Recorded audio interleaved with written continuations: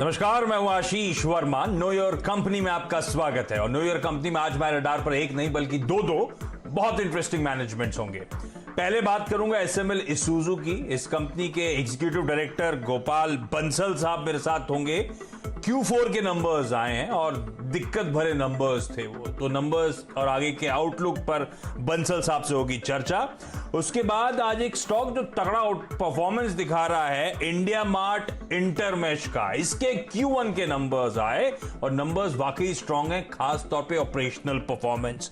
तो इस कंपनी के सीईओ दिनेश अग्रवाल सर भी मेरे साथ जुड़ने वाले हैं, उनसे भी होगी चर्चा। प्रकाश गाबा होंगे। इन दोनों स्टॉक्स पे एक फंडामेंटल कॉल भी आगे लेकर आऊंगा। बहुत कुछ है, तो शुरुआत क्विकली इस वक्त की हेडलाइन के साथ कर लीजिए।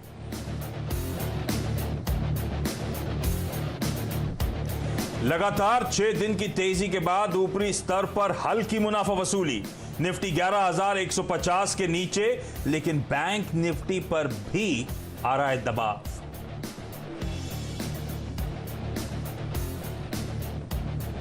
रिकॉर्ड ऊंचाई पर पहुंचा रिलायंस इंडस्ट्रीज। शेयर इंट्राडे में 2,000 रुपए के पार निकला। कंपनी का मार्केट कैप 12.5 लाख करोड़ के ऊपर निकला। कंपनी के नतीजे 30 जुलाई को तिमाही आधार पर मुनाफा 50% बढ़ने का अनुमान।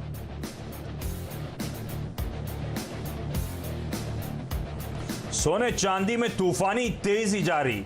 एमसीएक्स पर सोना रिकॉर्ड ऊंचाई पर पहुंचा। 10 ग्राम का भाव 50,000 के पार। वहीं एमसीएक्स चांदी इंट्राडे में 61,000 के पार निकली। दिसंबर 2012 के बाद सबसे ऊंचे स्तर पर सिल्वर।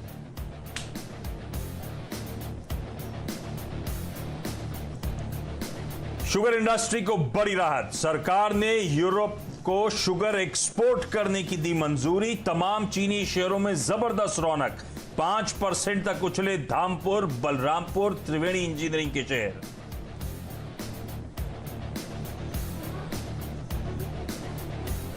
कल का खिलाड़ी आज सेगमेंट का शेयर थंगम ऑयल ज्वेलरी में मिल रहा है बम्पर रिटर्न। मंगलवार को 20% का अपर सर्किट लगाने के बाद शेयर आज फिर इंट्राडे में 10% से ज्यादा दौड़ा।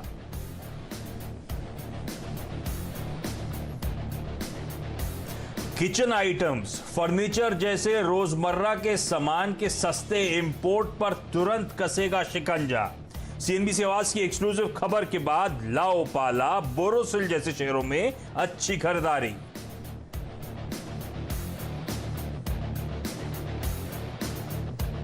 और Aditya Birla fashion and retail का राइट्स इशू आज होगा बंद। 110 रुपए इशू प्राइस। कंपनी की 1,000 करोड़ रुपए जुटाने की योजना। 77 शेयरों के बदले मिलेंगे 9 राइट्स एंटाइटलमेंट शेयर।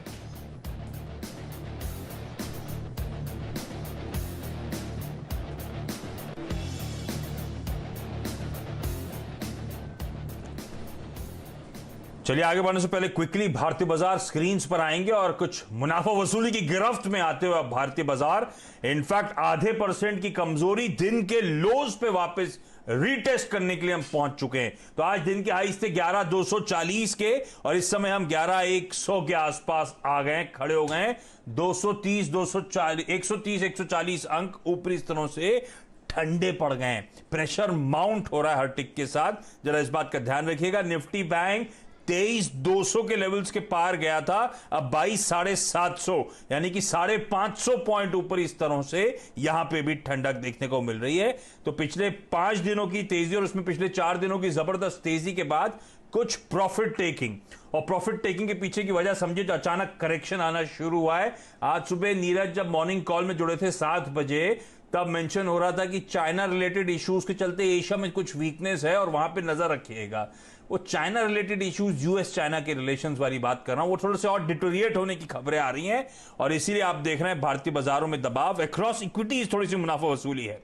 डाउ फ्यूचर भी इंडिकेट कर रहे हैं 50-60 पॉइंट आज शाम को यूएस मार्केट्स में दबाव के साथ शुरुआत होती हुई नजर आएगी। तो थोड़ा सा प्रेशर माउंट होता हुआ। गाबा सर, क्विकली निफ्टी बैंक पे क्या ट्रेड है? प्रेशर और गिराने वाला है क्या? आप कैसे अप्रोच कर रहे हो? तो मुझे मैं कल से बोल रहा हूँ कि मार्केट का जो टारगेट है 11,185 है, वहां तो कल हमने अचीव देख लिया। अब मार्केट 7 दिनों में 5 दिन तो गैप से खुला है, इतना स्ट्रेच हो गया, आज करेक्ट नहीं होगा तो कब होगा, आज कल में करेक्ट होना ही था। तो मेरे ख्याल से आज जो गैप अप था वहां तो मैंने एक ट्रेड शॉर्ट साइड ले लिया, अब मेरे से एक मिस हो गया, लेकिन मुझे अब तक वीक नजर आता है निफ्टी, अपसाइड मुझे नजर नहीं आता आज तो, कल शायद हो सकता है लेकिन आज तो नहीं। अच्छा, दो क्विकली कॉल्स लेना चाहता हूं जो क्वेरीज आई थी सर, क्योंकि दो मैनेजमेंट इंतजार कर रहे हैं आज। कोटक बैंक का फ्यूचर मोहित वर्मा साहब है, इन्होंने जुलाई महीने का खरीदा है 1365 के लेवल्स पर कल एक लॉट। क्या करना चाहिए जानना चाहते हैं, स्टॉप लॉस नहीं है इनके पास, स्टॉप लॉस कहां लगाएं, खड़े रहें इस पोजीशन पे क्या, ये क्वेरी। अच्छा, इस पे जब मैंने प्रकाश सर को भेजा था तो उन्होंने बोला था उदय कोटक से पूछो। सर वो प्रोसेस थोड़ा लंबा हो जाएगा, जवाब आते आते कहीं एक्सपायरी ना आ जाए, आप मदद कर दो। चलो ठीक है, देखिए ऐसा है कि कल हमने कोटक महिंद्रा का जो टारगेट दिया था और बाय कॉल भी दिया था कल, 1360 का टारगेट था और वो कल ही अचीव हो चुका, 1362 चला गया था कल ऊपर आए और आज तो 1370 में खुदा है। तो मुझे लगता है यहाँ पर थोड़ी गिरावट है, थोड़ा ध्यान देना चाहिए इनको, क्योंकि मुझे लगता है निफ्टी चल गया ऊपर, करेक्शन आएगा तो मेरे ख्याल से ध्यान देना चाहिए इनको, लेकिन मुझे लगता है टारगेट कल अचीव हो चुका है। ओके अच्छा, क्विकली एक और क्वेरी है, यह भानुमति चंदीरामा जी की। भानुमति जी ने इंडियन टेरेन लिया है 3000 शेयर, 35 की बाय है, होल्ड करें या बेच दें, वो आपकी मदद लेना चाहती हैं सर। टेरेन, ये तो मुझे मिल ही नहीं रहा है। इंडियन टेरेन, कौन सा टेरेन? इंडियन टेरेन तो नहीं नजर आ रहा है मेरे पास, मेरे चार्ट में तो है ही नहीं इंडियन टेरेन। भानुमति जी सॉरी, प्रकाश सर को एक काम करते हैं, कल तक इंतजार करते हैं, ये क्वेरी मैं कल के लिए कैरी फॉरवर्ड कर रहा हूं। प्रकाश सर धन्यवाद आपका। और एसएमएल सुजुकी के executive director Gopal Bansal sir आप जुड़ते हुए। गोपाल सर स्वागत है सीएनबीसी आवाज पर आपका। चौथी तिमाही के जो नंबर्स आए हैं एसएमएल सुजुकी के, वो आपकी स्क्रीन पर आएंगे। बिक्री 36-37% गिरी, एबिटा 79% का डिक्लाइन और इस बार 2 करोड़ का घाटा हो गया है। गोपाल सर ये परफॉर्मेंस तो गड़बड़ा गई, और ये मार्च क्वार्टर की हम बात कर रहे हैं, जब पैंडेमिक का जब इंपैक्ट बहुत ज्यादा पोटेंट था नहीं, इतनी खराब इतना वीक परफॉर्मेंस Q4 के नंबर्स में, मार्च क्वार्टर के नंबर्स में क्यों? आपको आशीष जी नमस्कार, धन्यवाद मेरे को यहाँ बुलाने के लिए। आपको पता है फोर्थ क्वार्टर में काफी मीडिया में न्यूज चल रही थी कि BS4 से BS6 पे ट्रांजिशन होना था, तो BS4 की सेल मार्च में जाके काफी कम हो गई थी, बिकॉज वो स्टॉक डीलर्स का स्टॉक है जो वो लिक्विडेट हो रहा था। जो मैन्युफैक्चरर से डीलर्स को गाड़ियां, वो सारी फरवरी तक बिल हो गई थी और इतनी अनसर्टेनिटी थी कि मैन्युफैक्चरर्स को प्रोडक्शन फरवरी से ही डाउन करनी पड़ी कि उनके पास, क्योंकि BS4 अप्रैल के बाद रजिस्टर नहीं हो सकता, तो वो सारा स्टॉक क्लियर करना था, तो इसलिए ज्यादा गाड़ियां बनानी बंद कर दी थी BS4 की, ताकि कोई स्टॉक में ना रह जाए और नुकसान ना हो जाए।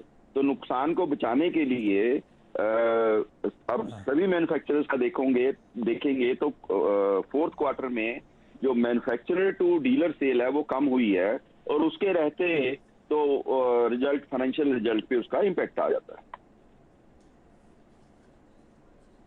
ठीक है, तो ये तो Q4 में जो परफॉर्मेंस गड़बड़ाई उसका रीजन था। अब ये जो लॉकडाउन है, ये जो पैंडेमिक है, इसका असली इंपैक्ट सर आना है जून क्वार्टर में, जो Q1 के नंबर्स आएंगे। क्या स्थिति है Q1 में? मंथ ऑन मंथ किस हद तक मूड सेंटिमेंट में आप इंप्रूवमेंट देख रहे हैं? इस समय ग्राउंड रियलिटी क्या है? आशीष जी, Q1 के नंबर के बारे में हमने ऑलरेडी सेल अनाउंस कर दी है, बट फाइनेंशियल्स के बारे में मैं अभी नहीं बोल पाऊंगा, क्योंकि अभी क्लोज पीरियड है। अभी रिजल्ट जब अनाउंस होंगे उसके बाद उसको, ना मैं फाइनेंशियल्स पर ड्वेल भी नहीं कर रहा गोपाल सर, नहीं मैं फाइनेंशियल्स पे जा ही नहीं रहा हूं। मैं तो जानना चाहता हूं इस समय demand environment, mood sentiment on ground कैसा है? क्या स्थिति इंप्रूव हुई है या अभी भी दिक्कत भरी है? इसको इस बात से भी क्लब करता हूं, आप सही कह रहे हैं, BS4 से BS6 के ट्रांजिशन का पेन था जो आपने पहले भी हाईलाइट करा था। अब BS6 ट्रांजिशन के बाद कुछ डिमांड पिकअप हुई है या लग रहा है काफी समय लगने वाला है इस पैंडेमिक के कारण? अब तो आशीष जी कोविड का इम्पैक्ट भी सबको पता है, क्योंकि काफी अप्रैल में तो सब कुछ बंद ही रहा, जून से डीलरशिप खुली हैं और उसके बाद भी जुलाई में अभी आके many cities are under lockdown, फिर दोबारा लॉकडाउन हो जाता है, कोरोना की स्थिति खराब हो जाती है, कई जगह लॉकडाउन है, कई जगह फ्लड्स हैं, तो अनसर्टेनिटी का दौर अभी जारी है। तो इसके रहते ये पीरियड तो थोड़ा 1-2 महीने ऐसा ही रहेगा, उसके बाद स्थिति उभरेगी, फेस्टिवल सीजन भी आएगा, एग्रीकल्चर अच्छा है, आगे एग्रीकल्चर भी अच्छा होने की उम्मीद है। अगर ज्यादा प्रोड्यूस होगी, ज्यादा ट्रांसपोर्ट कैरी करनी पड़ेगी, उनके रहते हम होपफुल हैं कि आगे स्थिति सुधरेगी जाके। पता है गोपाल सर, ये बात सही है, पेन है, और खासतौर पे कमर्शियल व्हीकल स्पेस के लिए तो खासा पेन है इस समय लगेगा हालात सुधरने में। पर आपकी वेबसाइट पे जाओ तो कस्टमाइज्ड व्हीकल्स, एम्बुलेंसेस, उसमें आपका दबदबा है सर एसएमएल ईसुजू का। और आजकल तो आए दिन वो विजुअल्स आते रहते हैं, किसी स्टेट गवर्नमेंट के मिनिस्टर ने, किसी सेंट्रल गवर्नमेंट के मिनिस्टर ने इतनी फला number of ambulances flag of करी। तो आपके लिए तो एडवर्सिटी में एक अपॉर्चुनिटी है, उसका ट्रैक्शन, उसका मोमेंटम बिल्डअप नहीं हो रहा क्या वो एम्बुलेंसेस वगैरह? हम भी उसको उस अपॉर्चुनिटी को अवेल कर रहे हैं। तो हमें भी कुछ हमने भी एम्बुलेंस पे हम फोकस कर रहे हैं, कुछ एम्बुलेंस हमने प्रोडक्शन उनकी हमने भी बढ़ाई है। हाँ। तो हम उम्मीद करते हैं कि उसमें भी हम अच्छा करेंगे। चलिए गोपाल सर, अब Q1 के नंबर्स और उसके बाद डिटेल में आपके साथ फाइनेंशियल्स पे डेवलप करूंगा। ये तो डेटेड नंबर्स हो गए Q4 के, और गोपाल सर स्पेसिफिकली मेंशन कर रहे हैं पेन इसीलिए था क्योंकि वाकई उस समय BS6 BS4 ट्रांजिशंस के पेन की बात हम लोग कर ही रहे थे। उसके बाद ये एड ऑन पैंडेमिक, ये लॉकडाउन का पेन अलग से आया है, और सर कह रहे हैं आने वाले कुछ महीने ये पेन है लाइकली शायद कंटिन्यू हो। अब इवेंचुअली फेस्टिव सीजन के दौरान शायद हालात धीरे धीरे पिकअप होते हुए नजर आए। एसएमएल ईसुजू के स्टॉक पे आगे मैं चेक लेकर आऊंगा आपके लिए। एक OEM मैन्युफैक्चरर जो 650 या 550 करोड़ के मार्केट कैपिटलाइजेशन पे खड़ी हुई है। गोपाल साहब आप हो गया 1 मिनट लाइन पे? मैं भी हूं। हेलो आशीष जी बोलिए। गोपाल सर हो आप? हेलो। हाँ, अच्छा, ये बैलेंस शीट पे डेट कितनी है सर आपकी? कोई डेट है? बैलेंस शीट का क्या हाल है इस समय, ये अंदाजा दे सकते हो आप? नहीं, अभी मैं वो जून के बाद ही दूंगा। अभी मार्च का तो अभी हमने रिलीज कर दिया है, रिजल्ट में आप देख सकते हैं, बट जून का अभी जून के नंबर आने के बाद बात करेंगे उसके बारे में। बिल्कुल ठीक है। मैं असल में एंटरप्राइज वैल्यू की तरफ बढ़ने की मूड में था क्योंकि OEM के लिहाज से मार्केट कैपिटलाइजेशन अट्रैक्टिव, लेकिन पेन है, प्रेशर है। खैर, अब बाकी के नंबर्स आउटलुक पे Q1 के नंबर्स के साथ गोपाल सर से रिकनेक्ट करेंगे। सर धन्यवाद आपका। इंडिया मार्ट इंटरमेश के CEO दिनेश अग्रवाल साहब इंतजार कर रहे हैं। दिनेश सर स्वागत है CNBC आवाज पर आपका। और आपने तो Q1 में कमाल कर दिया, आय में 4% का साल दर साल उछाल, एबिटा और प्रॉफिटेबिलिटी के आंकड़े आप लोगों की स्क्रीन पर आएंगे। ऑपरेशनली गजब का परफॉर्मेंस है इंडिया मार्ट इंटरमेश की तरफ से। तो Q1 सर वो क्वार्टर आपके, अच्छा एसएमएल ईसुजू का ध्यान रखिए, Q4 के नंबर्स थे मार्च क्वार्टर के, ये नंबर्स इंडिया मार्ट के Q1 के नंबर्स हैं, जून क्वार्टर के ताजा नंबर्स हैं। और आपने तो दिनेश जी कमाल कर दिया, इसमें मार्जिन में गजब का उछाल देखने को मिल रहा है। ये मार्जिन्स में इस तरह का इंप्रूवमेंट कहां से आया? स्क्रीन पे देखिए, आप लोग को नजर आएगा मार्जिन्स कहां से कहां पहुंच गए। रेवेन्यूज तो सिर्फ 4% बढ़े, उसके बावजूद मार्जिन्स में इस तरह का उछाल, ये किस तरह का, ये फाइनेंशियल समझाए मुझे, मदद कैसे मिल रही है? जी जी, तो इंडिया मार्ट का बिजनेस मॉडल ठीक से समझना चाहिए। सब्सक्रिप्शन बेस्ड बिजनेस मॉडल है, जहां हम लॉन्ग टर्म सब्सक्रिप्शन बेचते हैं, मंथली भी बेचते हैं, उसके अलावा ईयरली सब्सक्रिप्शन और 2 साल का भी बेचते हैं। हाँ। तो हमारा पहले कलेक्शन फ्रॉम कस्टमर होता है, जिसमें हम सब्सक्रिप्शन का पैसा एडवांस में लेते हैं, और फिर उसके बाद वो डेफर्ड रेवेन्यू में जाता है, और फिर डेफर्ड रेवेन्यू से वो रेवेन्यू फ्रॉम ऑपरेशंस में फ्लो होता है। तो अगर आप देखेंगे तो मेरा कलेक्शन फ्रॉम कस्टमर्स एक्चुअली में Q1 में कम हुआ है, जैसे कि लॉकडाउन था और 1.5 महीने तो ऑलमोस्ट बाजार बिल्कुल बंद ही था, तो वो केवल 96 करोड़ है एज अगेंस्ट। हाँ, ये कलेक्शन फ्रॉम कस्टमर्स जो है Q on Q 50% का डिक्लाइन है। इसका मतलब क्या हुआ, जो कस्टमर्स से बकाया था 50% वो अभी तक आया नहीं है, ऐसा है कि डिले है उन पेमेंट नहीं, जो न्यू सेल और रिन्यूअल और अपसेल होता है वो हमारा कैश कलेक्शन होता है, क्योंकि हम एडवांस में पैसा लेते हैं, हमारा बकाया नहीं है, हमारा नेगेटिव वर्किंग कैपिटल बिजनेस है। तो जो हम पिछले क्वार्टरों में 200 करोड़ के आसपास लेते थे और पिछले साल सेम क्वार्टर में 171 करोड़ था, वो 96 करोड़ हो गया है। तो और डेफर्ड रेवेन्यू में, लेकिन अगर आप देखेंगे तो करीब 3% का उछाल है पिछले साल से। एक 610 करोड़ से 628 करोड़ है। तो इसलिए रेवेन्यू फ्रॉम ऑपरेशन जो है, जैसा कि मैंने पहले भी कई बार बताया है कि हमारा रेवेन्यू फ्रॉम ऑपरेशन एक तरीके से आप ये मान के चलिए 20 मंथ मूविंग एवरेज होता है। अब आते हैं कॉस्ट की साइड पे। कॉस्ट की साइड पे अगर आप देखेंगे तो जहां हमारी कॉस्ट करीब 118-115 करोड़ रुपए पर क्वार्टर रहती थी, और क्योंकि इस क्वार्टर में काफी लॉकडाउन था, बहुत सारे हमारे वेरिएबल एक्सपेंसेस तो बिल्कुल कम हो गए थे, बहुत सारे ऑफिसेज भी बंद है, और हमें रेंटल में भी कई लोगों से वो मिला है, वेवर मिला है, और कई सारे एम्प्लॉयज का हमारे यहाँ पे सैलरी वेवर भी मिला है। तो इस वजह से जो आपका जो कॉस्ट है, और आउटसोर्स कॉस्ट में भी हमको काफी कमी हुई है, तो वो कॉस्ट के ऑप्टिमाइजेशन की वजह से आपको एबिटा में अच्छा मार्जिन दिख रहा है। अब वो कॉस्ट ऑप्टिमाइजेशन कुछ तो टेम्परेरी है क्योंकि वॉल्यूम कम था हमारे पास, और कुछ कॉस्ट ऑप्टिमाइजेशन परमानेंट भी किया है हमने, जो कि कॉस्ट ऑप्टिमाइजेशन आपको आगे आने वाले समय में प्रॉब्ली अगर 15 से 20 करोड़ का हमारा नॉर्मल क्वार्टर में कॉस्ट होता था, तो वो शायद अब 10% से 15% तक कम हो जाएगा आगे आने वाले समय में। अच्छा अग्रवाल साहब, ठीक है, नंबर्स में मैं देख रहा था इस बार एड एक्सपेंसेस थे नहीं, तो उसका भी शायद मार्जिन पे फायदा मिला होगा। ये जो एम्प्लॉय एक्सपेंसेस रिड्यूस हुए, 28% Q on Q employ expenses में रिडक्शन है। अच्छा नहीं, एम्प्लॉय एक्सपेंसेस का रिडक्शन है 28% क्यू ऑन क्यू। ये क्या एम्प्लॉयज की सैलरी वाली काटी थी क्या? जी, तो बहुत हमारे यहाँ एम्प्लॉयज के दो कॉस्ट होते हैं। एक तो हमारा वेरिएबल कॉस्ट होता है, क्योंकि हमारे यहाँ बहुत सारे जो एम्प्लॉयज हैं, करीब अगर 4800 लोग हैं, तो उसमें करीब 80% एम्प्लॉयज सेल्स एंड सर्विस में एम्प्लॉयज होते हैं, क्योंकि उनका काम होता है एसएमईज को एजुकेट करना, और उनको वो इंटरनेट कंसल्टेंसी करते हैं एसएमईज की, और वहां से पैसा कलेक्ट करते हैं और सेल्स एंड ऑपरेशंस करते हैं। तो उसमें काफी वेरिएबल कंपोनेंट होता है। क्योंकि इस साल में इस क्वार्टर में अगर आपने देखा हो, तो वो वेरिएबल कंपोनेंट जो इस बार देना ही नहीं पड़ा। ओके। अच्छा, एसएमई स्पेस की आपने बात छेड़ी। India mart Intermesh SME spaces के लिए वो लार्जली बढ़िया सा पोर्टल है, ऑनलाइन प्लेटफॉर्म है। आप लोग सबसे बेहतर है मूड गॉज करने के लिए, तो एसएमई स्पेस में मूड दरअसल है कैसा इस समय सर? और इस पैंडेमिक के बीच में लोग ऑनलाइन मीडियम की तरफ शिफ्ट हो रहे हैं, ये कुछ शिफ्ट आपने भी देखा है क्या? हो रहा है बड़ा एग्रेसिवली, ऐसा कुछ हो रहा है क्या? नए कस्टमर्स जुड़ रहे हैं क्या इस बीच? जी। तो अगर आप देखें बायर साइड ट्रैफिक हमारा देखें, तो बायर साइड ट्रैफिक हमने मई की कॉन कॉल में भी बताया था कि बायर साइड ट्रैफिक हमारा अप्रैल में जब लॉकडाउन हुआ तो केवल 50% रह गया था। लेकिन अगर आप पूरा अप्रैल मई जून का क्वार्टर देखें तो हमारा बायर साइड ट्रैफिक एक्चुअली में पिछले क्वार्टर से थोड़ा बढ़ा ही है।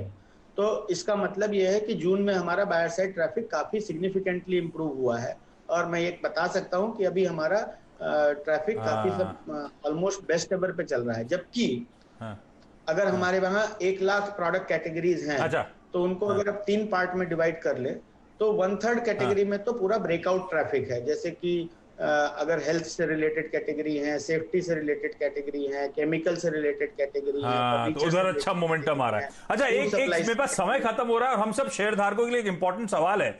अब तो आपकी बुक्स पे 950,000 करोड़ रुपए के आसपास का कैश है, कुछ देने वेने का मूड है या कंजर्व करेंगे इस समय?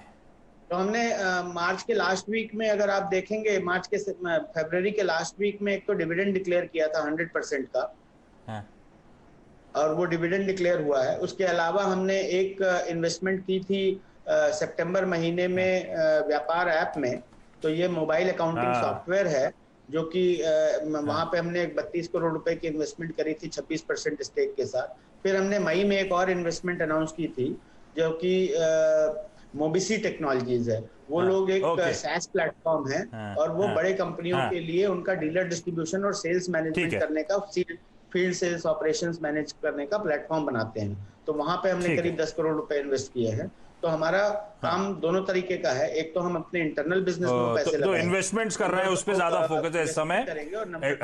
ठीक है, चलिए अग्रवाल सर, समय खत्म हो गया है। बहुत बहुत धन्यवाद आज वक्त निकालने के लिए। इस नोट पर मैं छोटा सा ब्रेक ले रहा हूं। ब्रेक के उस पर मार्केट का चेक लेंगे।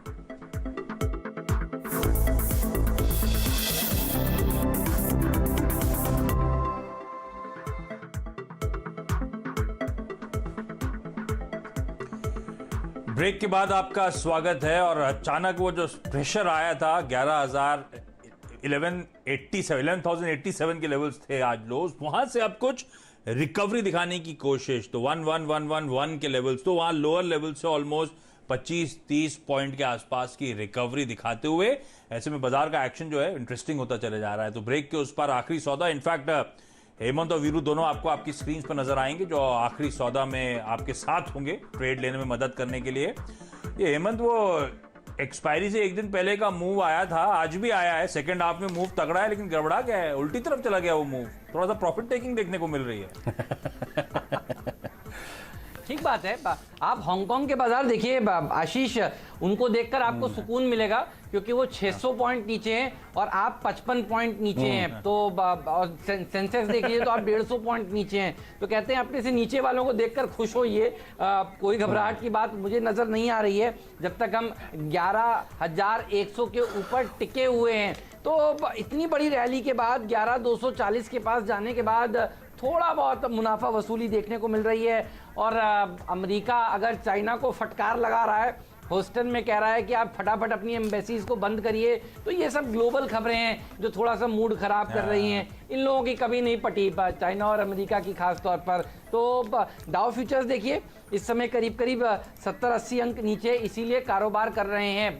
लेकिन अगर आप देखें आज का चार्ट भी, अभी डॉक्टर साहब दिखा रहे थे, तो आप देखिए, अच्छा चाइना इस खबर पे गिरा नहीं है बाय द वे। अगर आप देखें तो ज्यादातर समय हमने हरे निशान में बिताया है। तो कंसोलिडेशन इतनी बड़ी रैली के बाद देखने को मिल रहा है और नजर है बाजार की सिर्फ और सिर्फ एक ही चीज पे आशीष, नतीजों पर। अर्निंग्स और अर्निंग सीजन का बादशाह सीएनबीसी आवाज में आज भी हम आपको बताएंगे नतीजों से पहले कौन कौन से ट्रेड लेने चाहिए आपको, क्योंकि नतीजों से पहले अच्छी रैली कई शेयरों में देखने को मिल रही है। आईटीसी इसका उदाहरण है आशीष।